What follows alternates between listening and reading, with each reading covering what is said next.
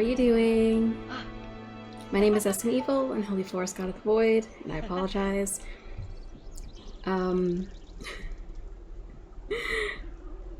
There were some audio setting changes in the background, and I'm still not entirely sure what you can hear and what you cannot.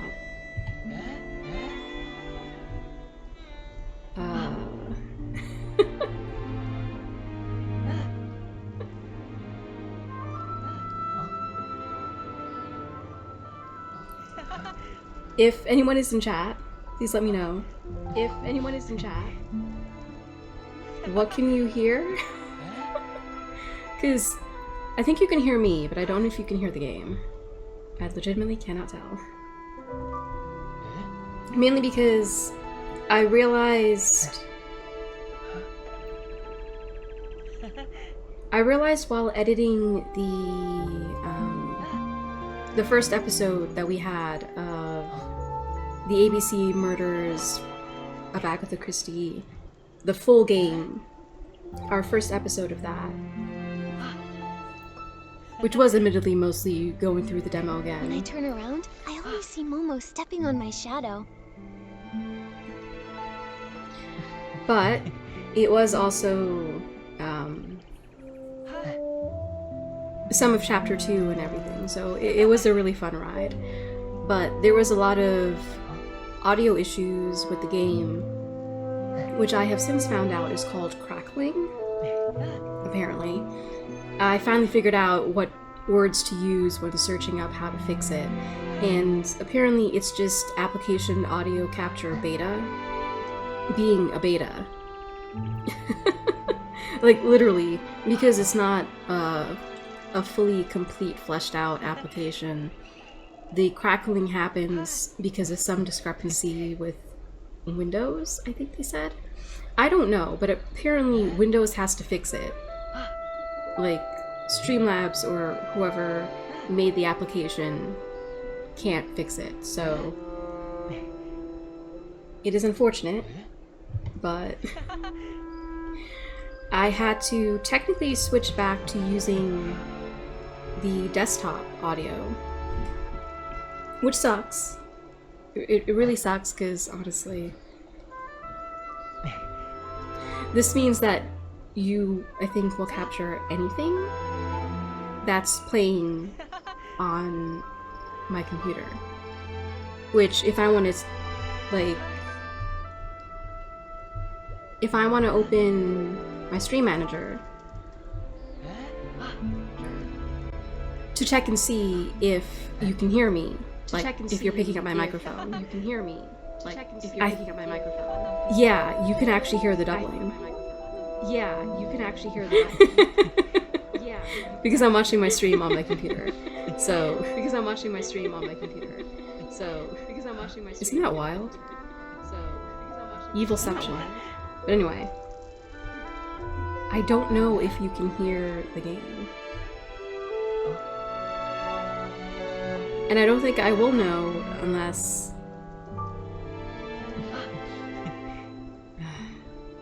It's just really frustrating.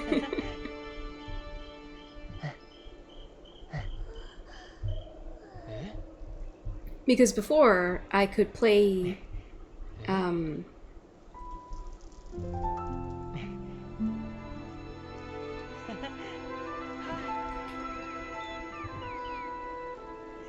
I could play my own stream on my computer, and I could listen to it in my headphones, and the mic won't pick it up, and the audio capture wouldn't pick it up. But supposedly this will not crackle. So the game audio, if you can hear it, you should be able to. I'm really hoping that you can. But I can't really hear it over... Well, I guess I could try. I'd have to mute it in the mixer, and then see if I can catch it in... See if I can catch it here in... See if I can catch it here in... See if I can catch it... Oh, okay, cool. So you can hear it. Awesome. Oh, okay, cool. So you can hear it. Awesome. Oh, okay, cool. So you can hear it. Awesome. Oh, okay, cool. So you can hear it. Awesome. Okay. Oh my gosh, that really repeats.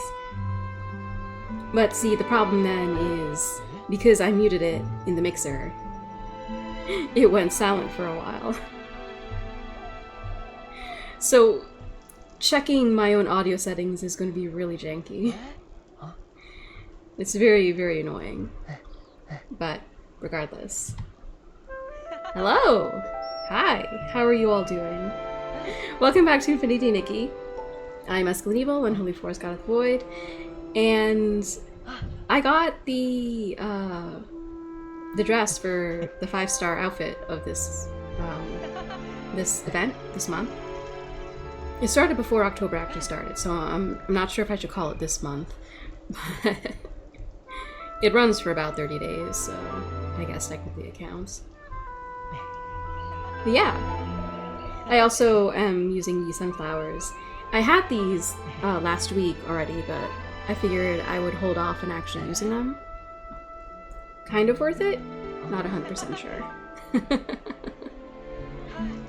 But anyway, so a couple things, aside from the audio settings.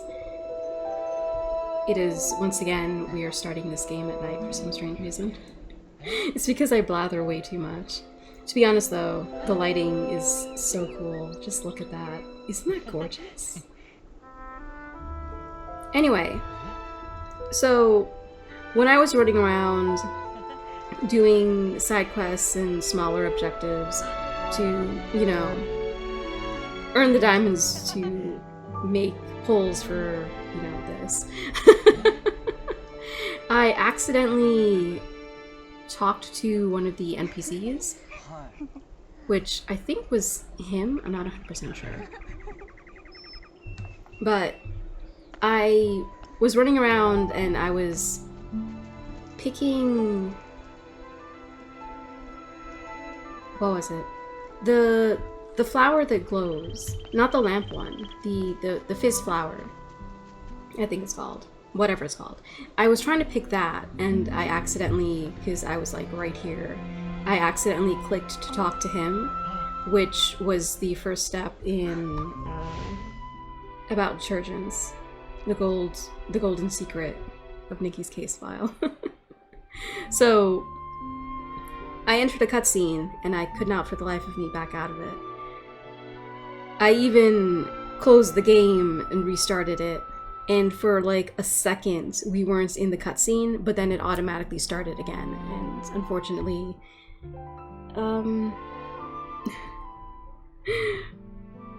you missed that, because I could not backtrack out of the cutscene. So it's only one cutscene, but still. Anyway, we have finished the murder mystery on the choo-choo train, and this is the follow-up quest for it, which I'm quite excited for. Because the journal thief has been caught, yet new cases keep emerging. The Dawn's first light was poisoned, the important suitcase missing. What hidden conspiracies lurk within this tangled web? So we talked to Shower Cap Alan, and he asked for our assistance, so we're going to help him restore the preparation area and move some boxes back to Shower Cap Alan, which is this guy here. So, boxes. These boxes, okay. Oh, actually, it'll be better to do it from this angle. Yeah.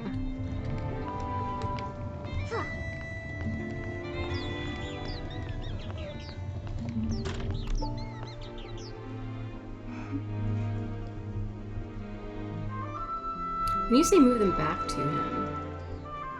Oh, it must mean that we have to line it. Oh, sorry. Not you. I don't want to talk to you. I know that sounds rude, but... Oh dear. There we go. Oh, Would not be an instant evil stream if there was not all of the jank. Okay, it counts that. Good. So now we have to go here and move this one to... We'll move it to the front. Ah, okay. Yes, perfect! Thank you so much, Nikki. You're the strongest, smartest, most stylish person this side of the estate! Wow. You're all too kind. For real. Wait, Alan, actually, I need to ask you something. The Poison Dawn's first light detergent. Did Jenny's team find anything? Right. The detergent that sent everyone loopy in the last case, I guess? Yikes! I almost forgot. That's on me. I got so fired up, my bag nearly popped. But yes, it turns out the Saboteur mixed up Super Duper Palmed, One Breath Bliss, and One Wash Fresh. It was a total disaster. Oh. Whoa. Whenever we start talking formulas, my head starts spinning. Super Duper Palmed. Wasn't Palmy talking about that stuff? Here, I just finished updating the usage chart. Take a look. It should make more sense. The colors are just for identification, not the actual detergent color. Don't sue me, all right? Wow, okay. Oh wow, okay. So, red, this one, is the Super Duper Palmed, latest product. Yellow is One Breath Bliss. A common fragrant detergent, okay. And then blue is One Wash Fresh, common cleaning detergent. Huh. So, Super Duper Palmed, One Breath Bliss. Oh. Equals Super Scented Palmed. Long-lasting scent, hard to mask. Super Duper Palmed plus One Wash Fresh equals Super Cleaned Palmed. Fabric fades or even wears through. Whoa. Okay. Super Duper Palmed plus One Breath Bliss plus One Wash Fresh. Oh my gosh, why is that hard to say? Totally not palmed. None of the above side effects, but causes poisoning and hallucinations. Oh, that's so bad.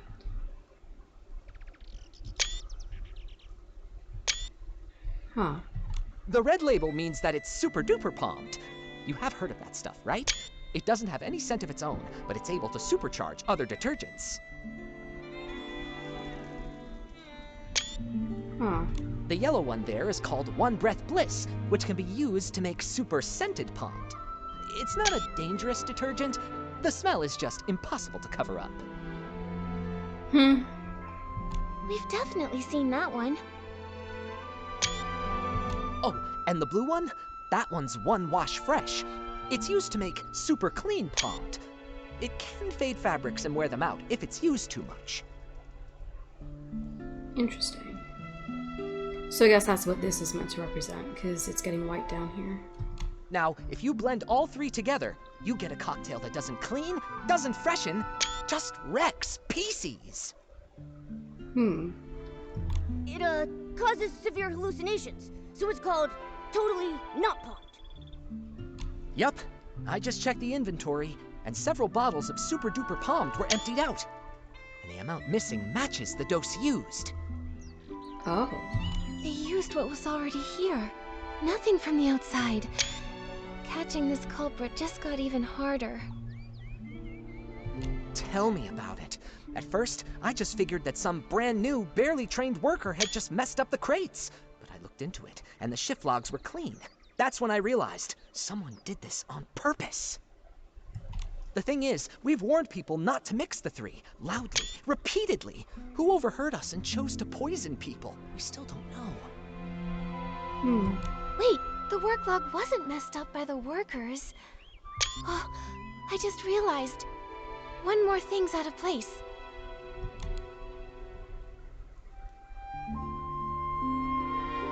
A silk scarf tossed around. Misplaced crates. Well, we solved the silk scarf, right? It was on the it was supposed to be on the camera of the reporter PC. But, like, that was the case that we already solved in the last one, so it must be misplaced crates, right? It's the crates! Alan, do we have work log records for the crates being put back in place? No, we don't. But even the clumsiest PC wouldn't misplace the Silvergale wreath. It's a long-standing tradition in the abandoned district. Even PCs who don't work at Ripple Estate still show respect for the Silvergale. Right, unless it's an outsider. Good point. Oh, you mean that only a PC who doesn't believe in the Silvergale wouldn't have noticed the wreath was totally misplaced? Exactly. If that's true, then the one who tampered with the batch is more likely a guest from Sichia. Wait, those guys? They're so annoying. Only 4 guests arrived here from Sichia, so do we have to check them one by one? At least it's only 4. Nikki, and there's been a development. I think you should know. Oh, okay. Hey, this feels pretty familiar. Colleen and I found a new guest unconscious in the raw material fermentation zone. He told us that he had run into a suspicious PC. Oh, wait, another new guest? Super Duper Pond formula. Evidence used for solving cases. A full formula for Super Duper Pond, provided by the detergent specialist, Alan. It describes the magical effects that occur when this new product is mixed with other detergents. Okay. Go to the Dawn's First Life preparation areas to gather information. Oh, okay. We just talked to Raggy. Not Raggy. Pommy, sorry. Pommy, I just read happened Rag. A guest was just attacked. They were knocked out near a big wooden barrel by the raw material fermentation zone. A big wooden barrel? Oh, On the wow. day that Dawn's First Light detergent was poisoned, even after everyone slowly started to recover, Colleen was still a bit dizzy, but she insisted on doing the nightly tour as usual. She asked if I could accompany her. I was worried about her, so I agreed to go along. When we got near that area late at night, she suddenly asked, "Do your employees always come here to rest?" It was only then that I finally saw what was peeking out from the edge of the barrel. A button foot and a white glove. I leaned in closer. That's no lazy employee, I thought. That's definitely a knocked out PC. Good thing you passed by in time. How's the PC that was attacked? Where are they now?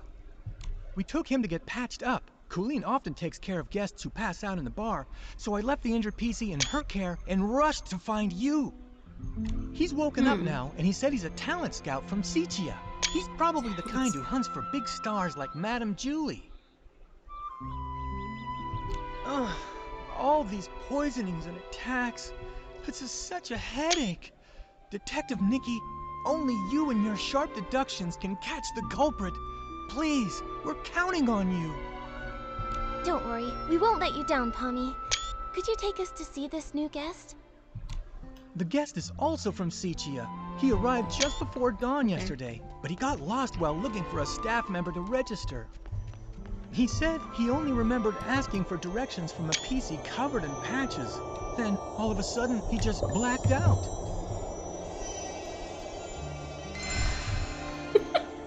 I forgot to enable that. My bad. Where is... Oh, he's going on.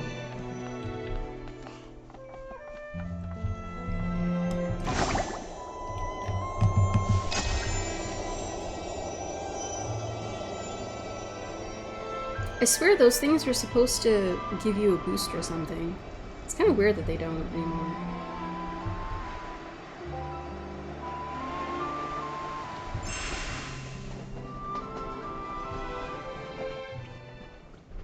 Perfectly That was placed. brutal.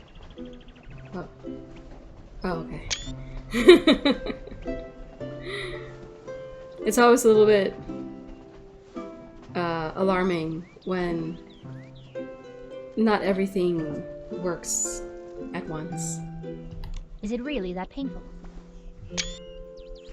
This is unbearable. The gaps in the fabric were packed with dirt, and each of the threads reeked of dust. I was able to wash my hands, but I just touched my portable detergent bottle.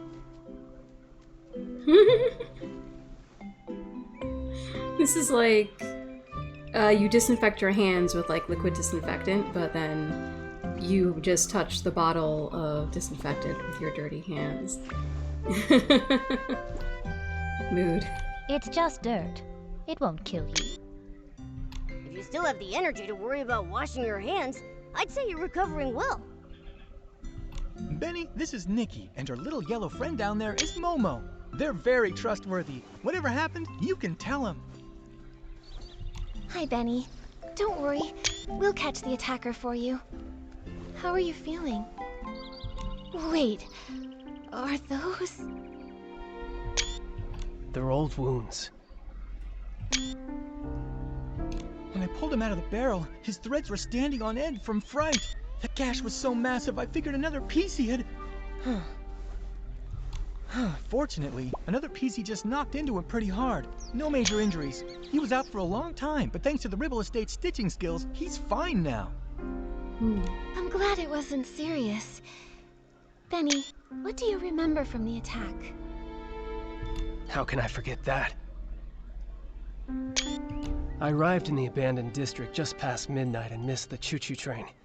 But I'd visited long ago, so I knew I could float from Golden Field straight to Ribble Estate.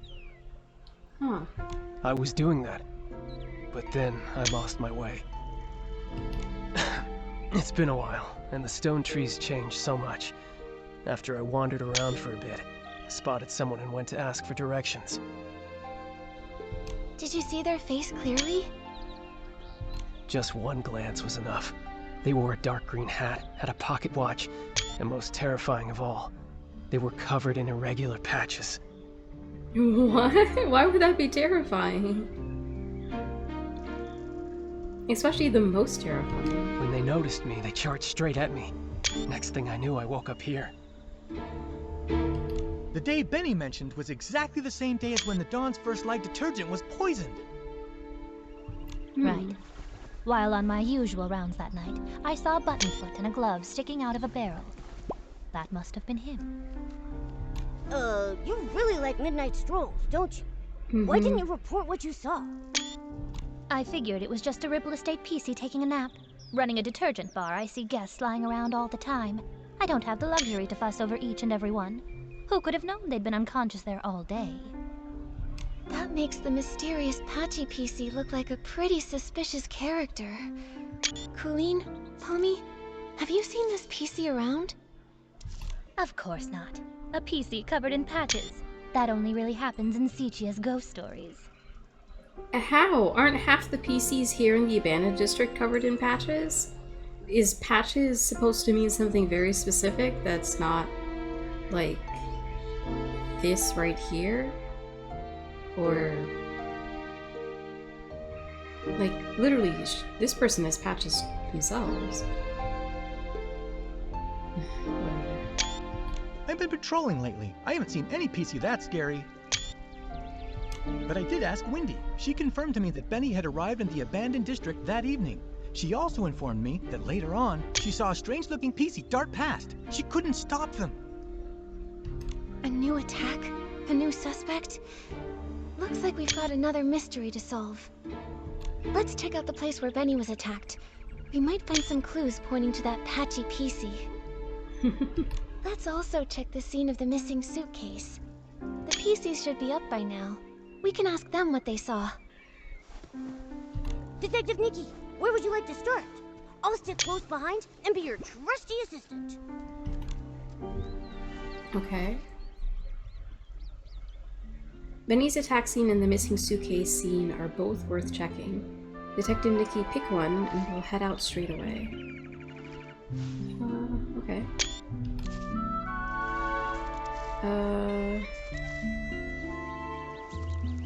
I guess we'll go with just the default first. Maybe we should check out where Mr. Benny was attacked. The sudden appearance of the Patchy PC really has me curious.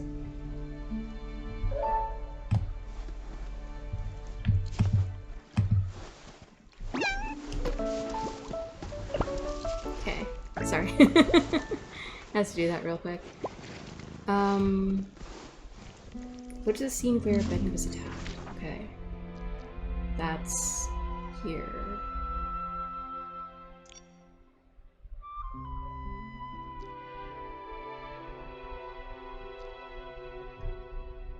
Okay. So that would be this way, I think. Am I right?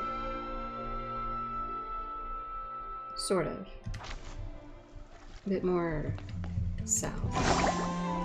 Ah, okay, there it is.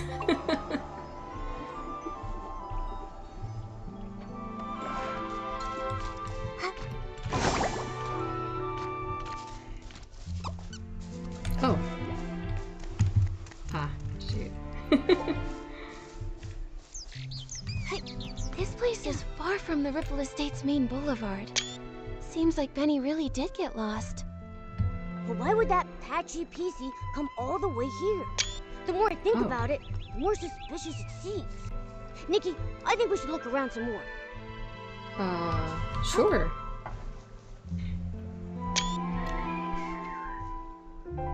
Benny's journal page damaged.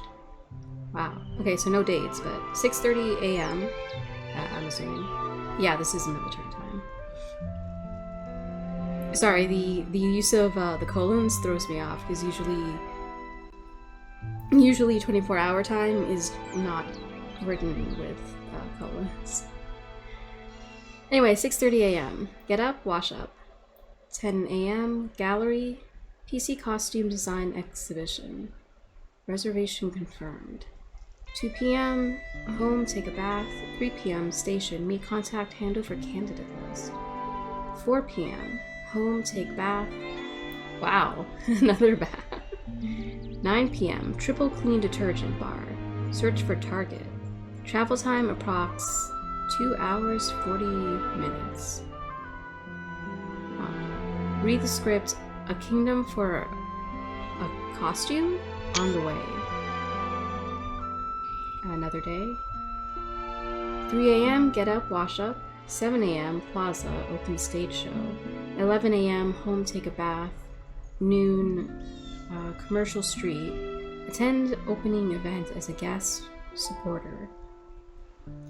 5 p.m. home, take a bath. 2 p.m. Nightshade Lounge. Settle monthly bill. Travel time approx 1 hour 15 minutes. Organize notes on the new batch of candidates on the way. Huh. Whoa, such a packed schedule. A PC this good at managing time is bound to succeed at anything. But Momo, don't you think there's something odd about this schedule? Oh yeah, Benny is taking baths way too often. He's gonna scrub his fabric thin. Right? Last time I saw him, he was cleaning himself too. He's always carrying detergent. But what really catches my attention is that Benny keeps scouting for new talent, yet never schedules meetings with companies or makes time to give them resources. So then, could it be that he doesn't have a single signed artist? I think so too. Benny's career seems not to be going very well. Oh, Benny's journal page. Evidence found at the scene of the attack on Benny. A scrap of notebook recording Benny's daily schedule, tightly packed with time slots. Okay. A pair of scissors. The attacker must have dropped these. They went after the guy with the pair of scissors? Wow. Scissors, torn fabric, a patched up PC. Ugh, just picturing it is giving me goosebumps. Thank goodness Benny was only knocked out. That is a good point. Evidence found at the scene of the attack on Benny. A pair of scissors reminiscent of fabric scraps. Reminiscent of fabric scraps? What? Fortunately, no new injuries were found on Benny. Yep. Sorry, a bit of lag. No. There we go. Fermentation zone notice. Attention. Location. This area is the Ripple Estate fermentation zone. Daily operations. Every day at noon, place the fresh ingredients scheduled for fermentation. After 3 a.m., this area will have the noticeable aroma of the day's stored ingredients. Important notice, if after 3 a.m. no aroma is detected, it means the day's fermentation process has gone completely wrong. Immediately report this to Jenny, or any Ripple Estates staff PC you can reach. Thank you for your attention and cooperation. Daily inspector signature. ... What a signature. The materials in the fermentation zone have been normal lately, and Alan's analysis confirms it. So the Dawn's first flight incident likely didn't start here. Oh. Oh! Chest, hello! Fermentation zone notice about the smell. A notice posted near the scene of the attack on Benny. According to the notice, the area of the fermentation zone of Ripple Estate and all recent ingredients have been fermentating normally without any issues. That's good.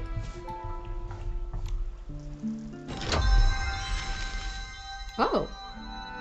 Oh, that's cute! Silver invitation. A wild-stroked sketch with the thickness of the bag clearly marked and a note. Sometimes you have to choose between practicality and style. Okay. Anything else in here?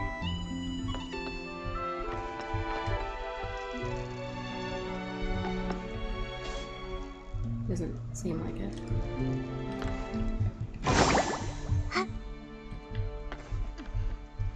Oh, sorry. I thought I saw an arrow. Oh, I did. It's for this. Look at these wood chips. They look like they fell here recently, and there are a bunch of loose threads caught on them. Huh. It seems like a PC crashed into that cracked barrel over there, and they knocked off the rotten planks in the process. Oh. Nikki, let's check the ground nearby for more wood chips. Okay. Oh, wood chips. Evidence found at the scene of the attack on Benny. The splintered wood appears to have recently fallen, with threads still attached leading in a certain direction. What direction is this? So? Oh no, there's a thing in here. Is this a crowbar? No, I think it's a cane. Yeah, that looks more like a cane.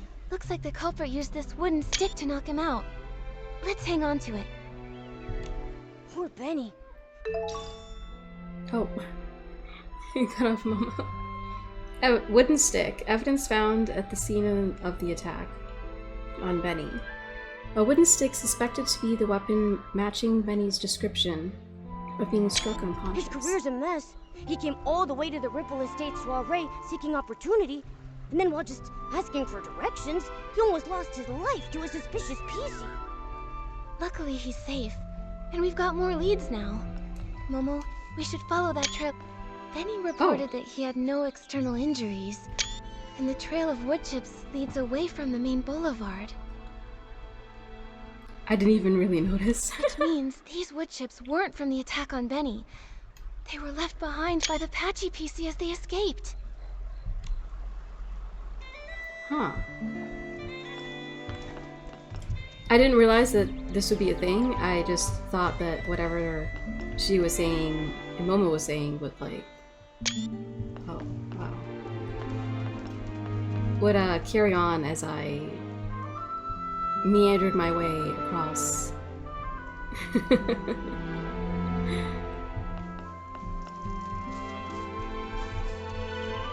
Oh, that's weird.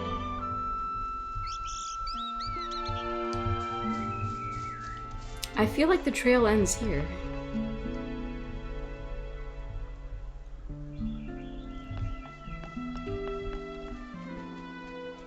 Very odd.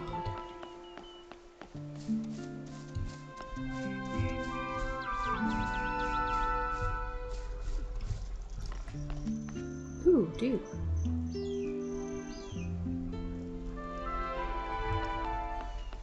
So we're tracking the mysterious Patchy PC. Ooh, I see a chest. Hang on. I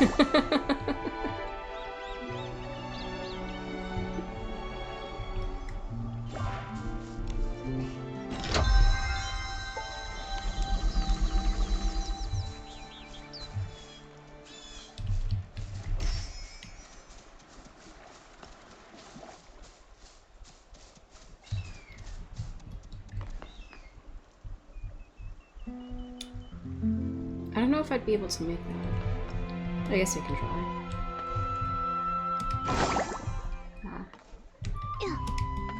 Oh, there we go.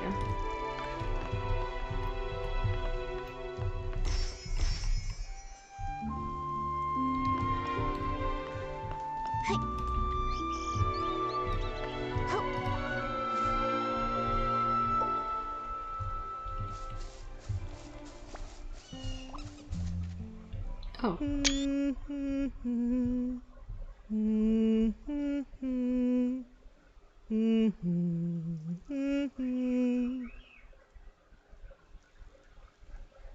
Who's that? Oh. Mommy, sing something else. Looking for scraps of cloth. What a lovely piece I found. Oh, there. Don't cry, little one. Are they okay? Are they like Who's crying? hallucinating? Or No, don't! Help me, Mommy! Save me! What the heck are you? Quit your creeping around. You better watch out for my claws.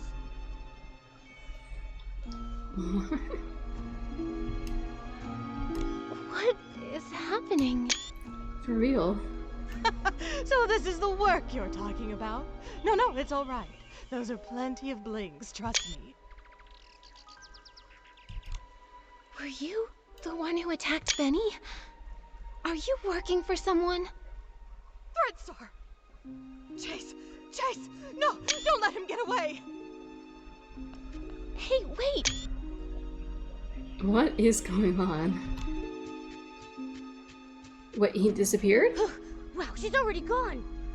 A hat, a pocket watch, and then she also had all those patches covering over half her body. She definitely has to be the PC who attacked Benny. But then, she also said something so strange. I couldn't make heads or tails of any of it. Exactly. She's rambling complete nonsense. Talking and talking without making a bit of sense. Wait a second. Nikki, look over there. I think she just dropped something. Let me see.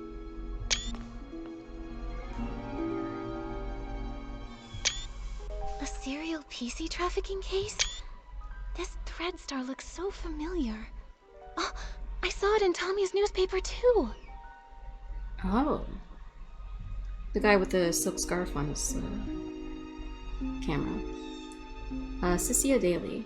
It seems to be a very old newspaper, woven, heavily worn, with much of the text faded or unclear. Operation Starstrike catches the Threadstar costume retail company in a shocking conspiracy. Huh. In the early hours yesterday, the Kingdom Guards raided the headquarters of the Threadstar costume rental company, codenamed Operation Starstrike. This company once boasted that it could make every star shine, was hiding a dark trade that had gone on for years. Costumes that consume PCs and people. What? Shocked the industry. Countless young people chasing stardom were lured into renting these costumes at high prices. However, these so-called custom costumes, not only multiple victims reported that once the costume was removed, they would fall into a collapse of being unseen, ranging from depression at the mild end to, at the severe end, even worse consequences. What? Even more horrifying, the power of these costumes was linked to the long-standing serial PC abduction case that the Kingdom Guards had been monitoring. Investigations revealed that Threadstar had been kidnapping PCs for years, sewing their whim-infused fabrics into costumes, thereby creating outfits that irresistibly attracted attention. Thanks to decades of relentless efforts by the Kingdom Guards, the upper management was collectively apprehended, and the headquarter mansion mysteriously exploded. What? Possibly to destroy evidence, and possibly for other nefarious reasons. In any case, the dark chapter of Threadstar has now come to an end. Juliet attends the Ripple Estate soiree. Oh, this is now. Right? Well, no, it's Juliet, so I guess. Is this still in the past? How did the... Vin? I think it was Von de Ripples of Prosperville become the banquet's top choice. Why did I think it was Bouquet for a second? The legendary actress Juliet, long retired from the public eye, made a rare appearance, stunning everyone at the Ripple Estate soiree in her signature straw coat. As the grandest banquet in Prosperville, the Ripple Estate soiree gathered the most fragrant and rare brews. Sources indicate that Julie has deep ties with the Ripple Estate. Huh. Insiders suggest she may be the mysterious investor behind the scenes, working with the estate's owner to revive Ripple Estate from its decline. Von de Ripples has become a bestseller all over the land, with every barrel in high demand. It really is the same company. When Cersei passed away, they were really famous, a hot name in stage costume rentals. Column Leon breaks down. Oh, Mr. Leon breaks down. Shocking secret 3 years ago. Mr. Leon, who previously collaborated with Cersei in As Rain Falls, As Flowers Bloom, playing Patrolman A, lost control of his emotions on set upon hearing the tragic news. He said, just like the line she once delivered, true sorrow is like every drop of water, falling straight into a hidden wound of one's heart. Oh, wow. Even more astonishing, his solo clear tour, 20 years in the making, was about to begin, originally with Cersei performing the opening piece. Insiders reveal a shocking detail. The two first met 3 years ago through Threadstar. It is reported that they once rented the brand's legendary costume series, with several top stars rumored to have fought backstage for the chance to wear it. Today, Threadstar has set a new benchmark in costume design. Ultra high-end tailoring, dreamy designs, and the instant ability to make anyone who wears them the center of attention. What are you waiting for? Rent yours now. Of course it bleeds into an ad. It really is the same company. Oh right, sorry. The clothes they rented out were actually made from PCs. Ugh! That's so cruel! How could such an evil company exist? Cecilia Daily. It seems to be a very old newspaper, heavily worn with much of the text faded or unclear.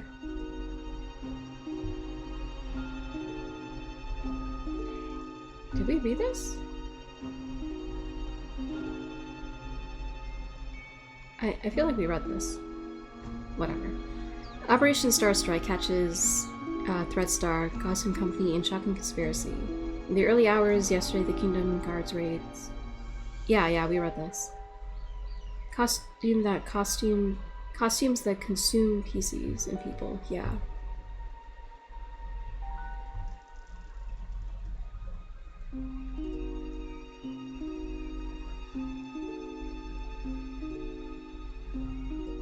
Weird, why are they repeating this?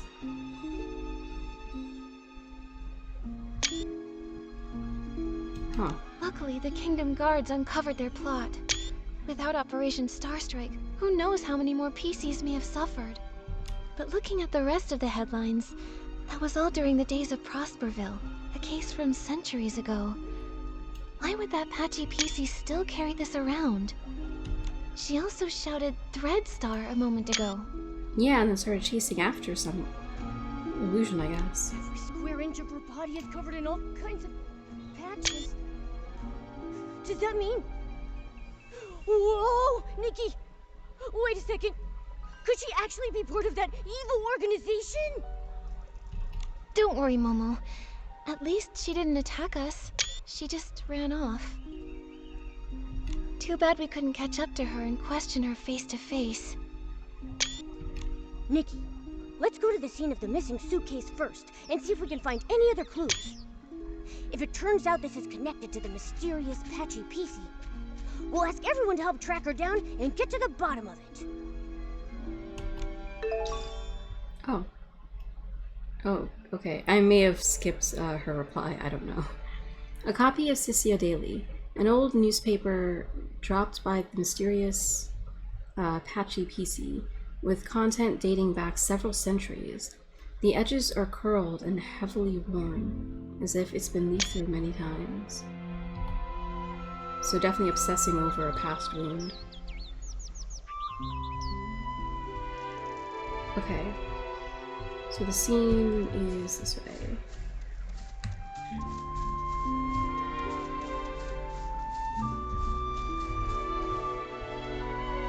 Yeah. Let's try here.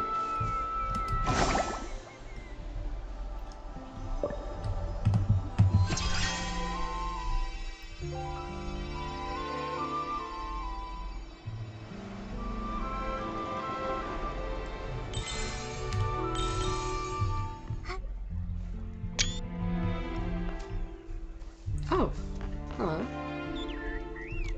A few detergent bottles all lined up. This isn't where they're usually stored. For real. Let's collect them for now. Okay. Several bottles of detergent found near the suitcase theft scene. Their surfaces are polished to a shine and arranged neatly. Oh, like someone who needs to keep everything neat and tidy, including themselves, so they wash like twice a day, if not more. Okay, so a door. Looks like the door was pried open. While everyone else was trapped in the hallucination, the thief must have opened it and stolen the suitcase full of scraps.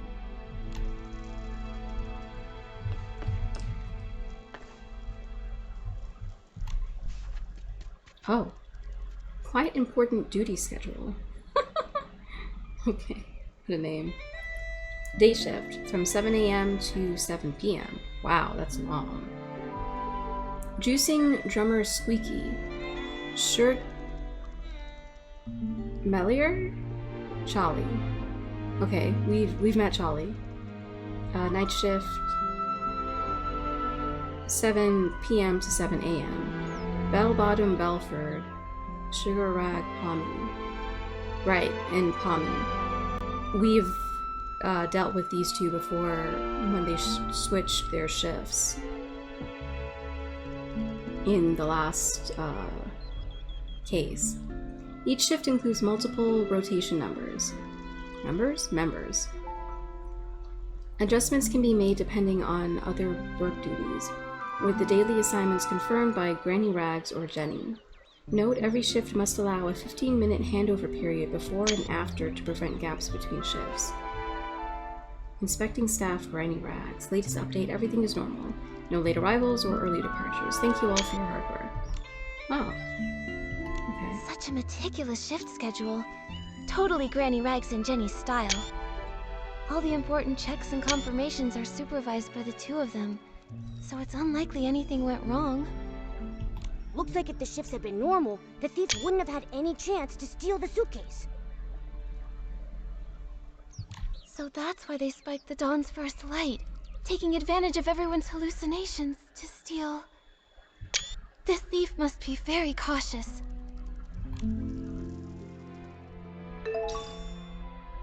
Quite important daily duty schedule. Duty roster found near the suitcase theft scene, recording the assignments of PCs guarding Julie's suitcase. The schedule was meticulous and inspections were done properly. No issues occurred before the case of the poisoned Dawn's first light. Help! Help!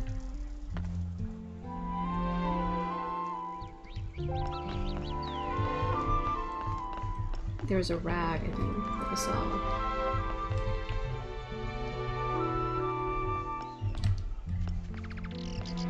Oh, okay, so it wasn't anything here.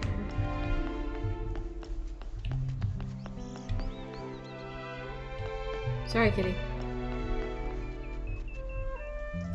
So what else?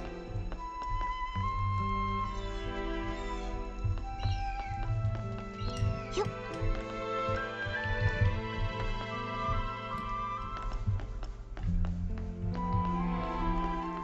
Oh, here we go.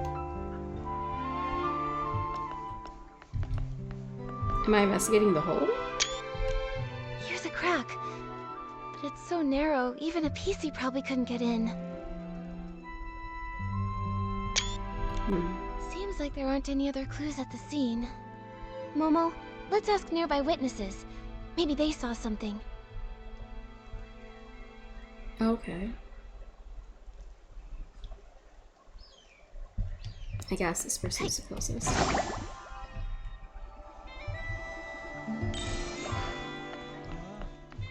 Oh, Belford. They're part of the, guarding staff, I guess? Oh, Silvergale, I've made a disaster! I worked so hard to stack the crates all neat and stylish. Now it's all ruined. I don't know how to fix this now. It's such a mess. Hello, Belford. Did something strange happen over here? No, nothing strange happened. Except me. I was a strange one. When I got poisoned, I completely messed up the cargo. And of course I was transporting the trendiest super-duper Poem detergent. Oh, if only I hadn't thought this Dawn's First Light detergent was the trendiest thing those PCs in Sichia had never even glimpsed. I went and slathered on 3 whole bottles at once.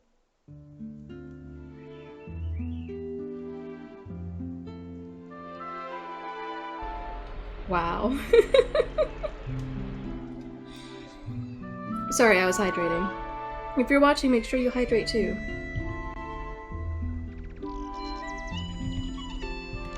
Oh man, you really got poisoned, huh? But I gotta say, not every PC gets a chance to see hallucinations as fashionable as mine. Really? I was striking a pose on a catapult seal, when suddenly, boom! 2 red suns lit the sky, with a huge orange one too! The Stoneheart burst into crackling fireworks just for me! And that scent was otherworldly! Well, hallucinations can be like that. Nothing surprising. There's nothing here that connects to the missing suitcase. So, have you seen any PCs around this area lately? Acting suspicious or mentioning Madame Julie's suitcase? You're asking the right PC. I've been delivering loads and loads of detergent recently, and I pass by here all the time. Not sure why, but that so-called center stage star from Sichia has been pacing around here. He's muttering to himself so theatrically that his fabric looks wrinkled. Is this just what passes for trendy these days? Was it Leon? Maybe he was caught up with mourning again. Probably best not to imitate him right now. Thank you for the information, Belford. Momo, let's question some of the other witnesses. Ah, Belford's testimony about Dawn's First Light. Records Belford's memories from the Dawn's First Light incident, which were mainly hallucinations. They mentioned that Mr. Leon showed interest in Julie's suitcase. Okay.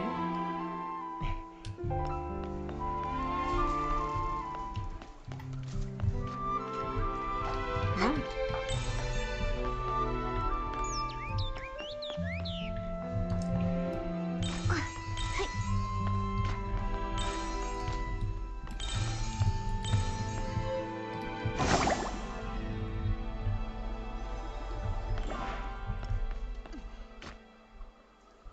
Juicing drummer squeaky. Okay.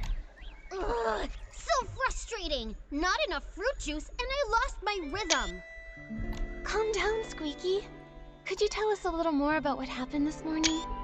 I got poisoned by the detergent, hallucinations swirling out of view. As for the PC who stole the case, no clue. It's fine. There might be clues in your hallucination. Tell us all about it. Trying to remember. Let's see.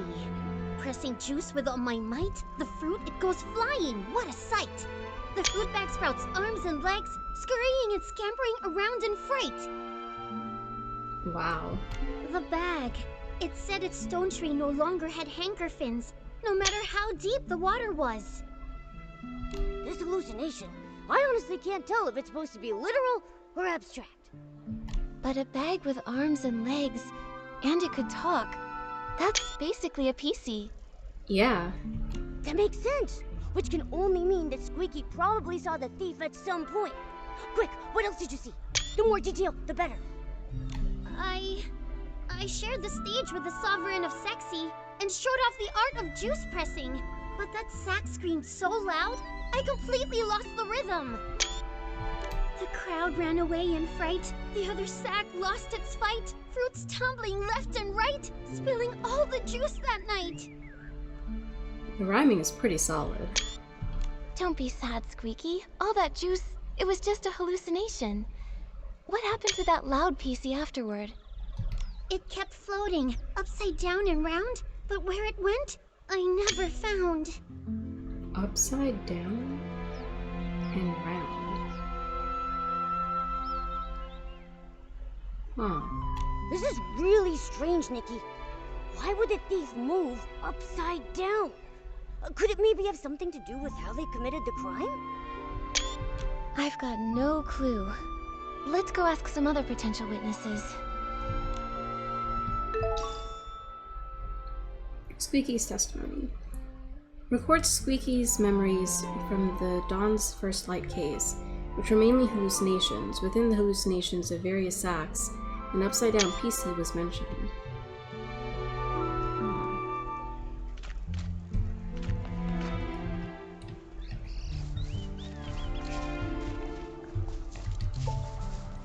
Quirky Gordon. I can't believe it! I would never take that fabric, even if it was for the greatest experiment the world has ever seen! Once I give my statement, I'm going straight back to the lab to check on my beautiful fabric. Hello, Gordon. We really appreciate you offering to help us with the missing suitcase investigation. Of course I'll cooperate. That was just any old ordinary fabric. I can't believe that thief didn't leave a single scrap behind. As the cloth inspector, did you check the scraps? Find anything unusual? Those scraps were nearly full to the brim with whim. Great materials for experimentation. My work may be paused, but my new ideas keep piling up every day. Mood. But there is no soul left within those scraps. Even I am not able to stitch them together into a full body. Huh. Hey, those scraps are from a PC. Don't you think your ideas sound a little distasteful? I haven't lost myself to craziness. I'm simply telling you my findings. I examined them thoroughly. The culprit was incredibly careful, leaving no clear traces of a weapon. All I can infer is that the cuts were likely made with scissors. Scissors are so common. It'll be hard to narrow down. Gordon, did you see anything else unusual this morning? Nothing at all. I applied the Dawn's First Light detergent and went to see Jenny. My job was done, so I could finally get back to my experiments. I didn't pay any attention to scraps of cloth drifting past. They were drifting? Wait, I do remember passing the barrel home and seeing a PC that I didn't know arranging the venue. I'm certain they were orange. Not as helpful as you might think. They were shouting nonsense, but I didn't pay attention. Now I realize it was a warning. Terrifying inspiration was about to flood in, and I would be drowned by crazy thoughts. An orange stranger that was setting up the venue. That must have been Leora. Which means when Gordon saw her, she was already in a state of hallucination. Leora, I think, was the redhead? Sissy, I guess, PC from last time. And the barrel home is far from here. Even if the poisoning wasn't severe, She couldn't have made it in time. So, Leora wouldn't have been fast enough to make it there in time for the suitcase theft. Good. Good. That's one more innocent PC to rule out. Thank you, Gordon. No further questions. I hope your experiments go well back in the village. Nikki. Okay, so Quirky Gordon's testimony. Records of Quirky Gordon's analysis of the fabric scraps, along with memories from the Dawn's First Light incident. It mentions that Quirky Gordon once saw Leora lost in hallucination near the barrel. Let's report both of these scenes to Jenny first. Maybe we can look at all the facts and figure out a new lead together. Okay. So we gotta get it together.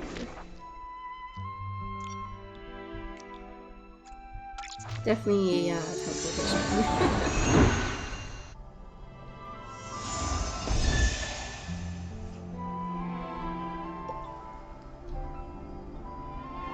Oh, that's interesting. We moved the boxes, the crates, rather, back over there, but they have actually been moved back. Yeah, there's the other one. That's really weird. Oh. I have to go up further.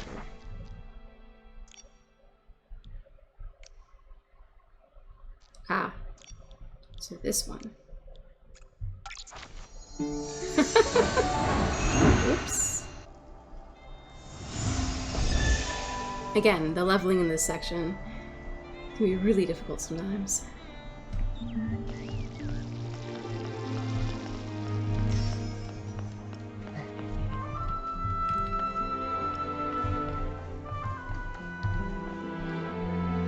Oh, okay. And there's our crazy string chalkboard. The Dawn's First Light prep area, the site of Benny's attack, the missing suitcase scene. We finally investigated them all. Wow, I am exhausted. Does it always take this much hard work just to uncover the truth and solve a case? Well, Momo, now you know. Being a detective isn't easy after all, huh? Thank you. Once this is all over, I'll tell everyone in the estate about the heroic deeds of our two great detectives. Of course, Jenny. Oh, shoot. Anytime. We really want to catch the suitcase thief, too. Besides, Sorry. the investigation wasn't fruitless. We uncovered plenty of clues. Let me think. Let's start from here.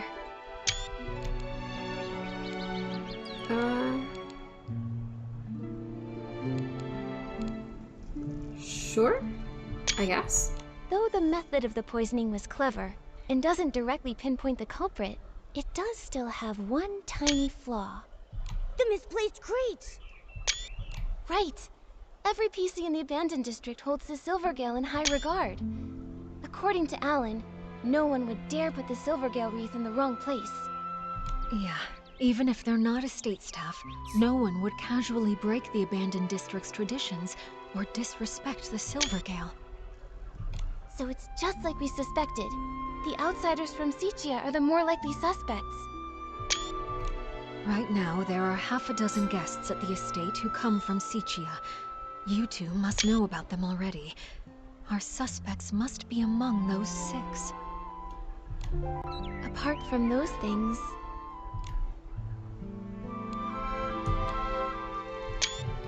That Patchy PC is definitely suspicious. But apart from Benny's testimony, we don't have any solid evidence against her yet. And she's so skilled, we haven't even been able to catch her for questioning yet. Also, we couldn't understand what she said. Interrogating her could be pointless. True, but her skills actually make me less suspicious of her. If she were the thief, couldn't she have knocked out the guards and taken the suitcase right then? That's right.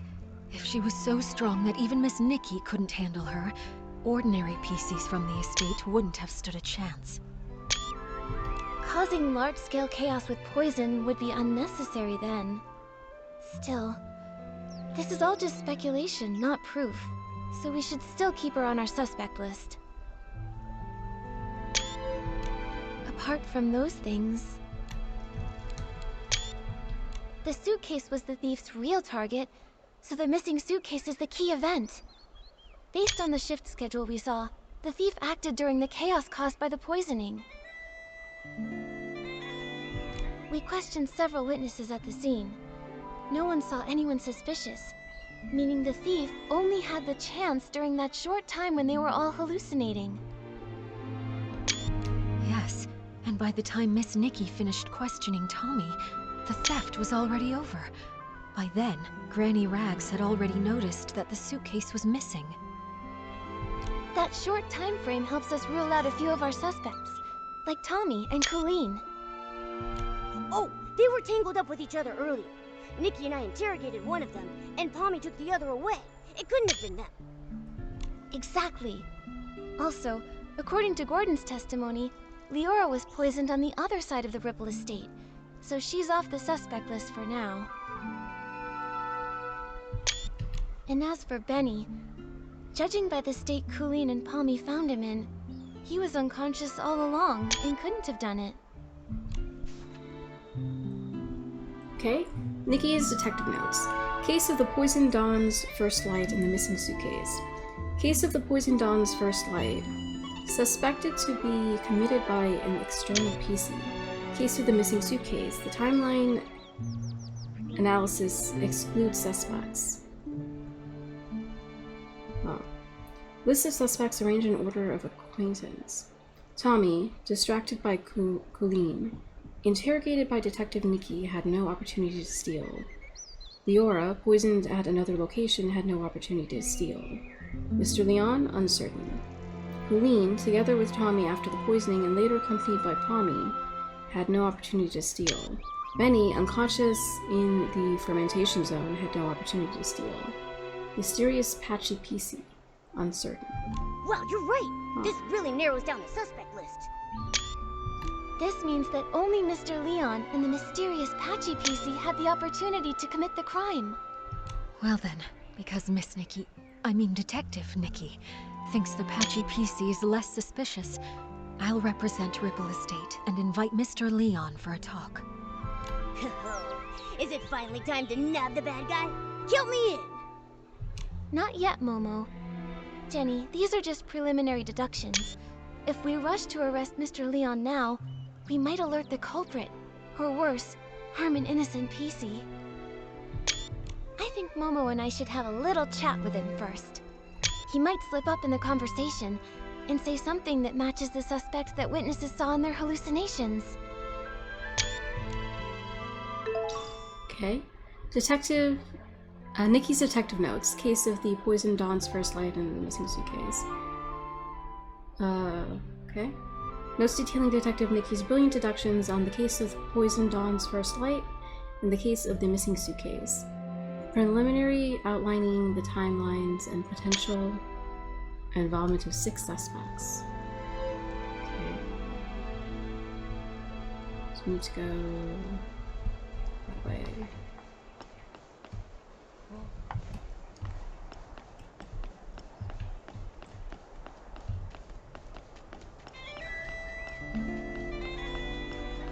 Oh, are we going back to... Yeah.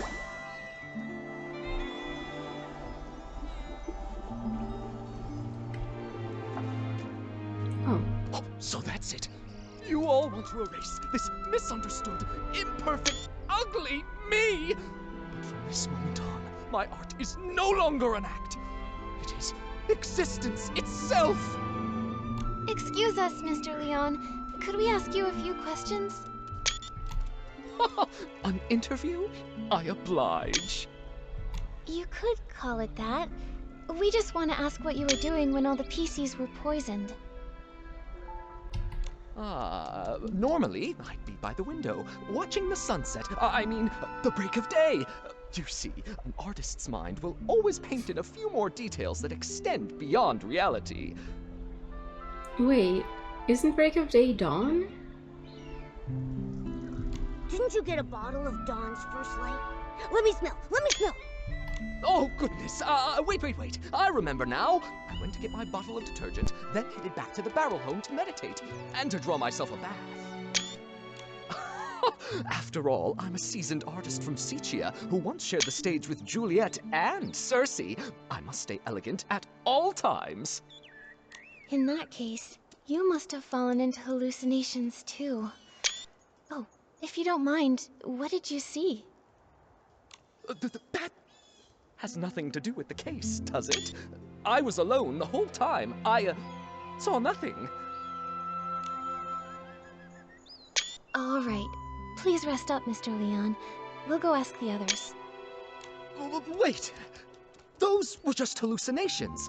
Nothing worth asking about, right? Oh, but Pommy was awake at the time. Gordon has been deep in his research for many years, so he might have ways to stay alert. Yeah, you're right. We'll be sure to ask every single one of them, and we'll question a second time, just to be sure. Hold on! If I'm honest, that wasn't the truth. After washing myself using the detergent, I went to, the suitcase storage area. What for? Don't tell me you were up to something shady. An artist's inspiration is not a dirty trick. I only went there to drown myself with sorrow after losing Julie, to give myself space to feel. As the scent of detergent lingered, I used those new sensations to reimagine the climactic scene of Act 7. Mr. Leon, could you recreate the scene for us? Your art could really help our investigation.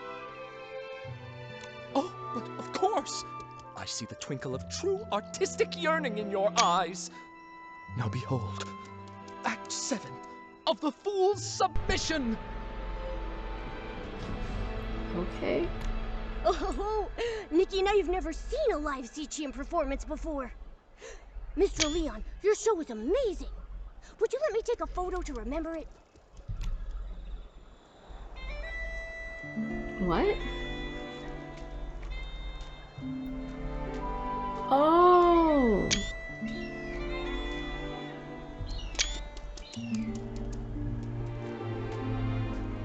Wow, okay. So this is what they meant by an upside down looking PC.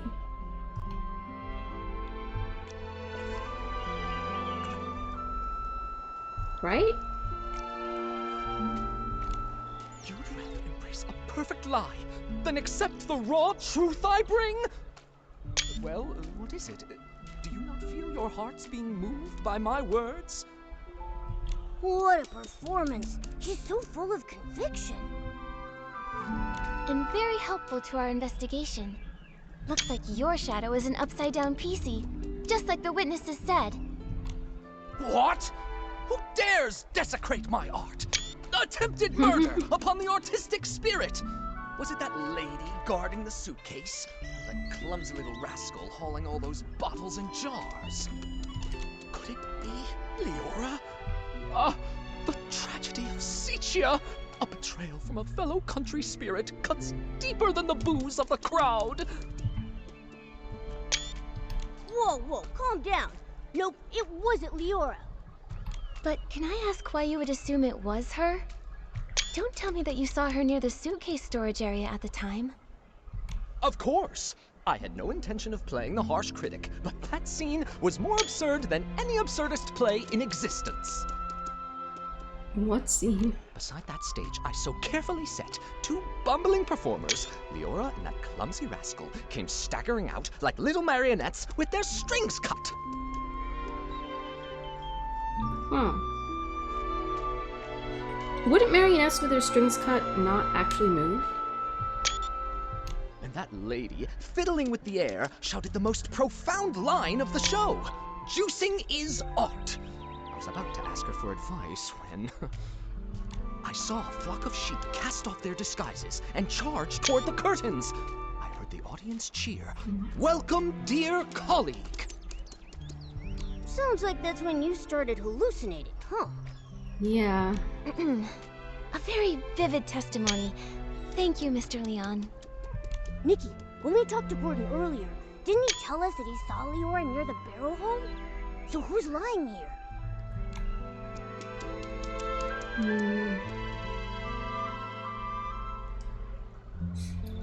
Gordon or Leon?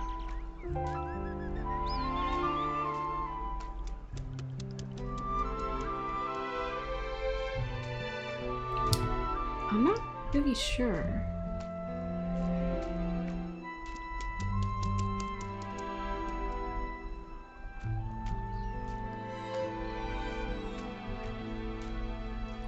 Gordon or Leon?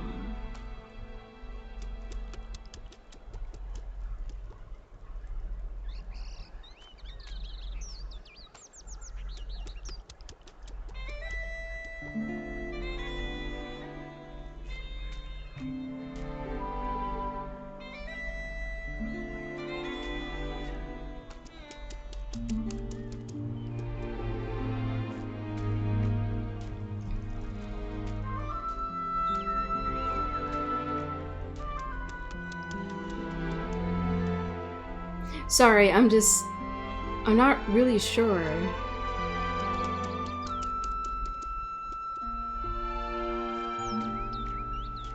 Gordon, I think, did say that he wasn't really paying attention. It's possible that he's not lying on purpose, he just is misinforming us. It's Gordon who's lying. Also present at the scene back then were Squeaky and Belford. Belford mentioned earlier that he saw 2 red suns and a big orange sun in his hallucination. Oh. If that's referring to Leora's red glasses and her bright orange hair, it all makes sense. Ah, that's true. Right. But then, why would that experiment-obsessed guy give Leora a false alibi? He doesn't even know her. Who says he doesn't? Momo, let's follow him and see if anything is out of the ordinary. We just have to be careful not to alert him. Interesting. Can't believe... Well. Okay.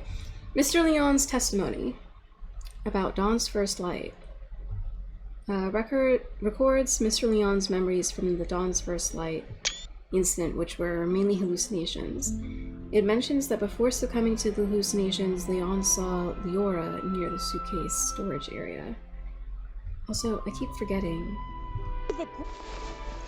I can do stuff like this. I really should try and remember. Gosh, I like never look at these things.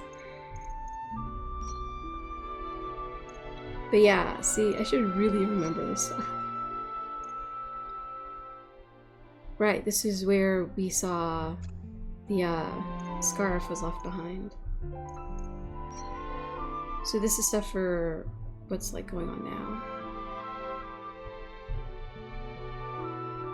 Yeah, I really should try and Gordon would remember help a PC from Sichia cover up evidence. They must be hiding some kind of shared secret. If Oh we my ask him gosh. directly, he might not tell us anything. We should be sure to tail him for a while first. Okay. Sorry, I just want to grab these. But that is very far, so we're going to teleport over, up this, wow, way. Very, very far.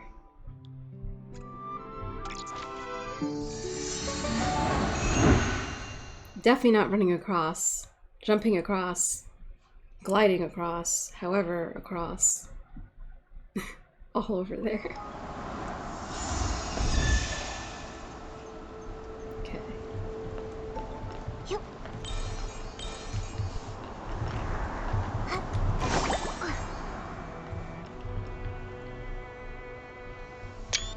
Oh. Oh, I see.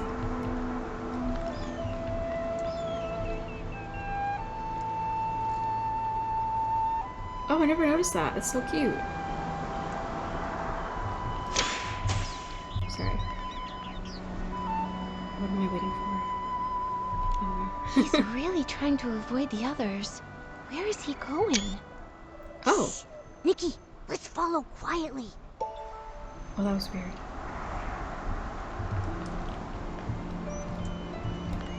Oh my gosh, I'm stuck.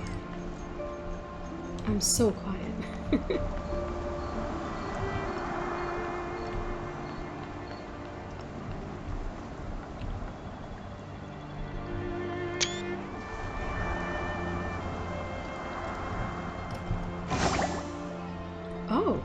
could snap a photo of them secretly meeting, we'd have the evidence to confront him. Nikki, don't get too close. We don't want them to catch us. But I need to sneak a photo. Okay.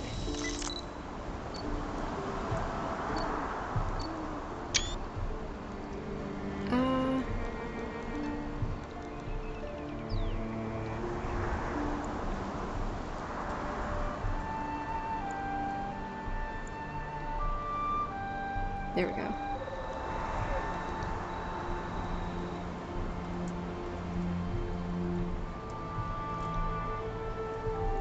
Oh, I can't go further than that. Okay, that's fine. Oh. Ooh! A photo of Quirky Gordon meeting Leora.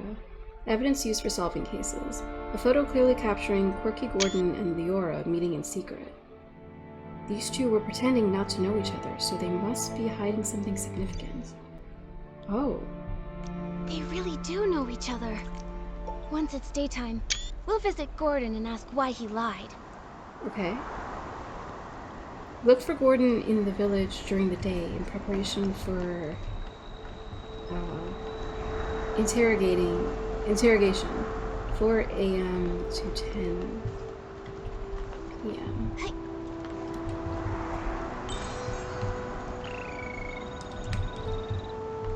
Oh my gosh. Let me get on you! It said no.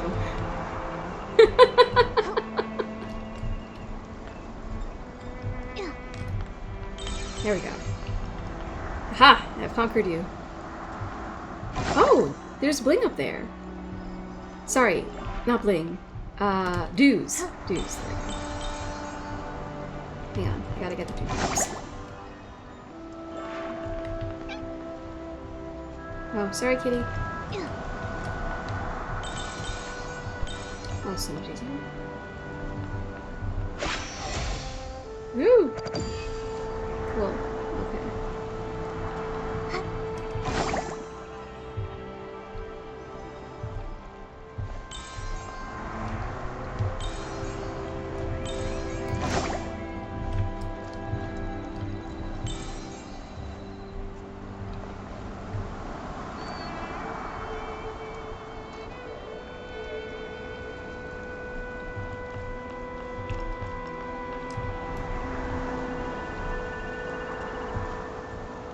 I'm actually not sure if I've been here, because I don't really remember this place. But I did unlock the spire already, so I must have come here before. Maybe I just didn't stay here long enough. Honestly, would not put it past me.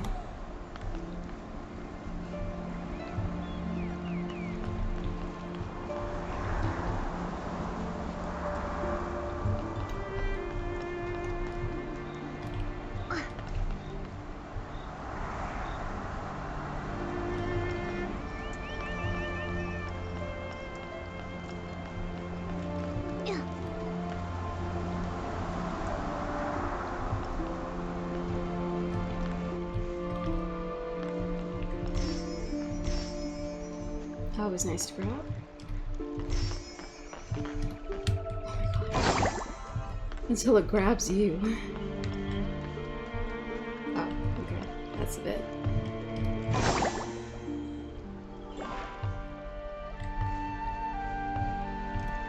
Am I the only one that gets caught on those things? Because I swear, that happens a lot.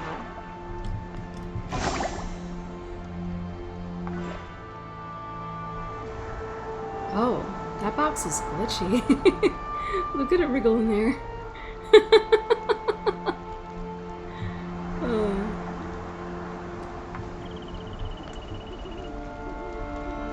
I do vaguely recall this place.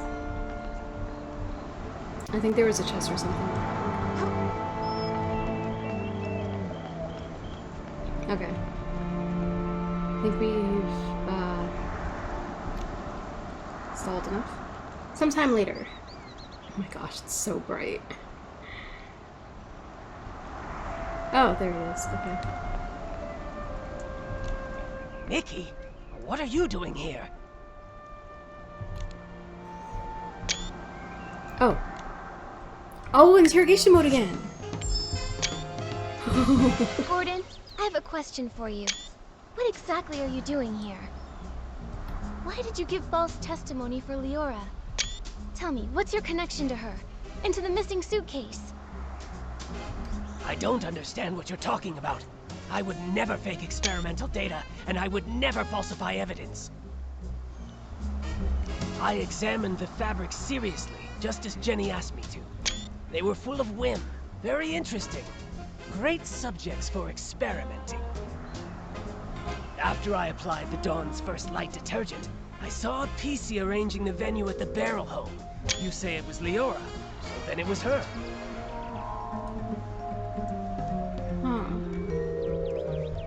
Ugh! This fluff bag's tougher than I thought! Nikki, let's hit it with evidence! Tear those lies to shreds! I don't understand what you're talking about. I would never fake experimental data, and I would never falsify evidence. I examined the fabrics seriously, just as Jenny asked me to. They were full of whim, very interesting. Great subjects for experimenting. I'm not sure what we're supposed to do with any of this.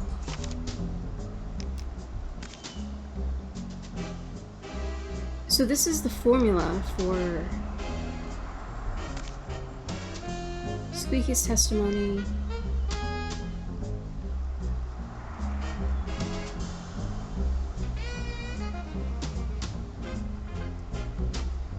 Upside down PC, which was Leon. They mentioned that Leon showed interest in Julie's suitcase.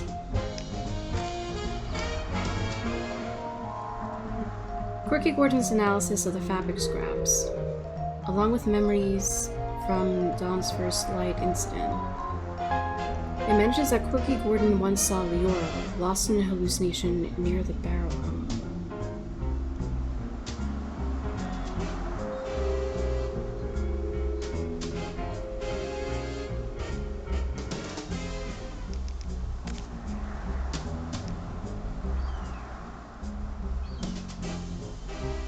Leon's memories. Mainly hallucination, it mentions that before succumbing to hallucinations, Leon saw Leora near the suitcase storage area.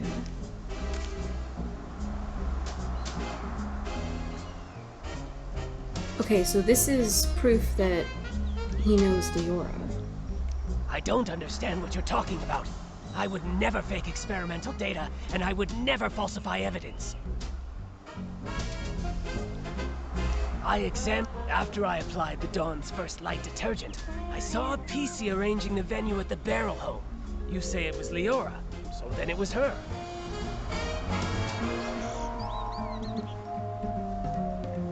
I don't understand what you're talking about. I would never fake experimental data, and I would never falsify evidence.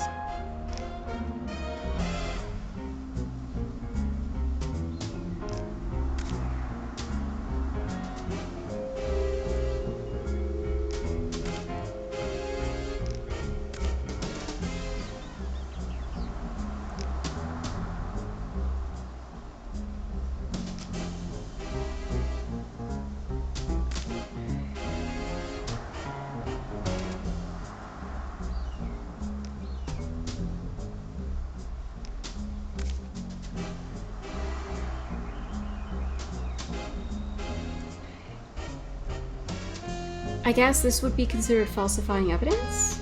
Maybe? What are you showing me this for? If it is nothing important, leave and stop getting in the way of my experiments.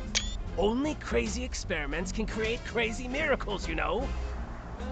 I don't understand what you're talking about. I would never fake experimental data, and I would never falsify evidence. I am so confused. I examined the fabrics seriously, just as Jenny asked me to. They were full of whim, very interesting. Great subjects for experimenting. Okay, this must be the analysis of the fabric scraps. What are you showing me this for? If it is not, I examined the fabrics seriously, just as Jenny asked. After I applied the Dawn's first light detergent, I saw a PC arranging the venue at the Barrel Home. You say it was Leora, so then it was her. Okay, this is mentioning Leora, and him pretending that he doesn't know her. What are you showing me this for? What? If it is nothing important, after I applied the Dawn's first light detergent, I saw a PC arranging the venue at the Barrel Home. You say it was Leora? I'm really This confused. slip bag's tougher than I thought. Nikki, I don't understand what you're talking about. I would never fake experimental data, and I would never falsify evidence. Okay, I don't know what what's he they're asking mumbling for. about? He really loves his experiments. I don't understand what you're talking about. I would never fake experimental data, and I would never falsify evidence. Maybe it's referring to this then?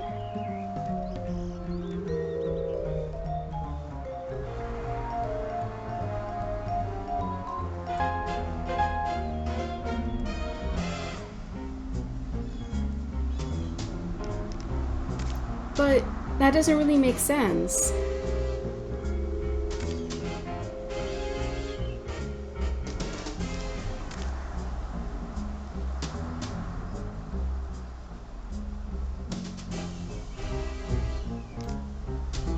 I'm so confused.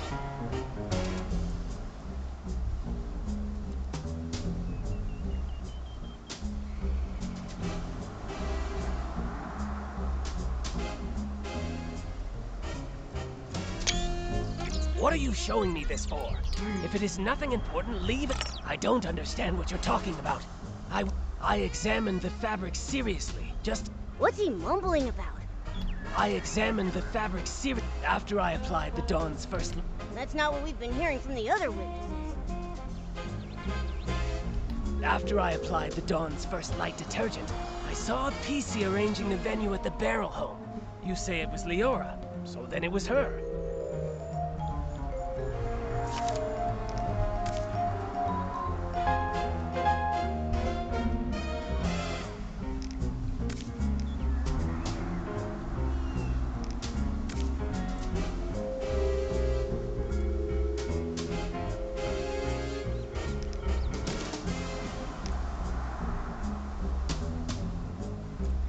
Are they referring to this? What are you showing me this for?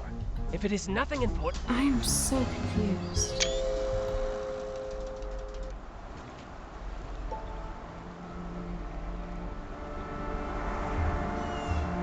But it wouldn't let me do this if I didn't have everything that I need, right? Nikki!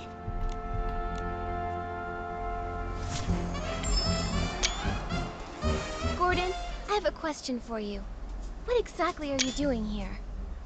Why did you give false testimony for Leora? Tell me, what's your connection to her? And to the missing suitcase? I don't understand what you're talking about. I would never fake experimental data, and I would never falsify evidence.